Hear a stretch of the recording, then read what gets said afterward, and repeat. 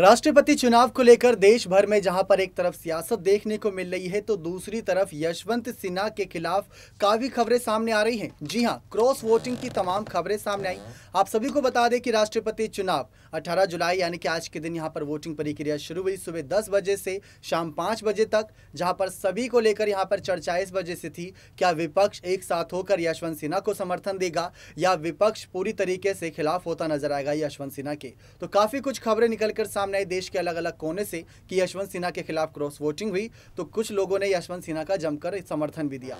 लेकिन इन सब के बीच चर्चाओं का विषय थे यहाँ पर यशवंत सिन्हा के बेटे जयंत सिन्हा। जी हाँ, आप सभी को बता दें जयंत सिन्हा भी राजनीति में ही है और बीजेपी के सांसद हैं।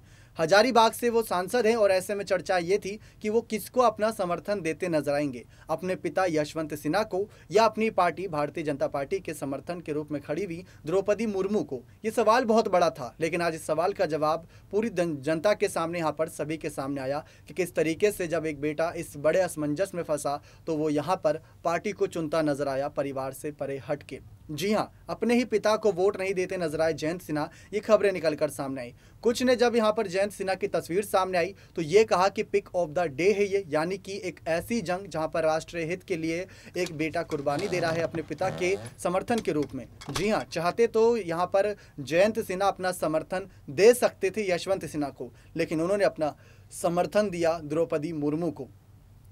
तो कई लोग ये कयास लगाने लगे, वैसे तो उन्होंने खुलकर उस पर बातें नहीं रखी थी, लेकिन ये पहले उन्होंने साफ कर दिया था अपने ट्वीट और अपने बयान से कि वो समर्थन देंगे तो द्रौपदी मुर्मू को, अपनी पार्टी को समर्थन देते नजर आएंगे। ये राष्ट्रीय हित की लड़ाई है, ना कि पारिवारिक मामला है, ये देश की बात है, ना कि परिवार की बात है। इसलिए जो कि उनके पिता प्रधानमंत्री नरेंद्र मोदी के एकदम कट्टर विरोधी जाने जाते हैं, भारतीय जनता पार्टी के जब पहली मोदी की एक कैबिनेट थी वहाँ पर वो मंत्री थे, बहुत बड़े तौर पर यहाँ पर उनको सम्मान दिया गया था, लेकिन धीरे धीरे मनमुटाव हुए थे और यशवंत सिन्हा ने मोदी से दूरी बना ली थी।